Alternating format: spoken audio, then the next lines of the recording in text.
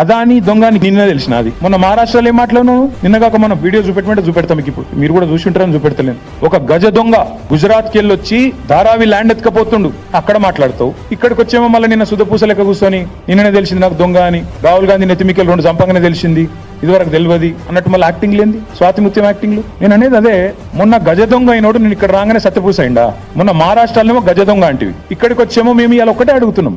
సరే 100 కోట్లు ఆయన ఇయ్యలే, నువ్వు తీసుకోలేదు, షో చేసిన ఇద్దరు కలిసి డ్రామా చేసిన అర్థమవుతుంది. ఆ చెక్కు ఇయ్యలేదు, ఈయన వేయలేదు, అది క్యాష్ కాలేదు, నువ్వు వెనకకి ఇచ్చిందే లేదు. ఇక రెండోది 12,400 కోట్లు 2 విషయాలు బయట పెట్టినారు ముఖ్యమంత్రి. ఆయన ఇచ్చిన లిస్ట్ లోనే 2 విషయాలు బయటపడ్డాయి. ఒకటి పంప్డ్ స్టోరేజ్ యూనిట్. తెలంగాణలో ఇంతవరకు ఆ పాలసీ లేదు. మరి పాలసీ లేకుండా దానికి కాడికి వెళ్ళి పైసలు ఎట్లా తీసుకుంటా అనుకున్నావు? పాలసీ లేకుండా ప్రపోజల్ ఎట్లా తీసుకున్నావు? నెంబర్ 1. నెంబర్ 2, కొడంగల్ ఇన్ని రోజులు అల్లుని కోసం అనుకున్నాం, ఇప్పుడు అదాని కోసం అంటే ఇప్పుడు తెలిసింది. 9 మిలియన్ టన్నుల ప్లాంట్ కొడంగల్లో సిమెంట్ ప్లాంట్ పెడతారట. మొన్న రామన్నపేటలోనేమో మొత్తం ప్రజలు మరలబడ్డారు, ఇక్కడ సిమెంట్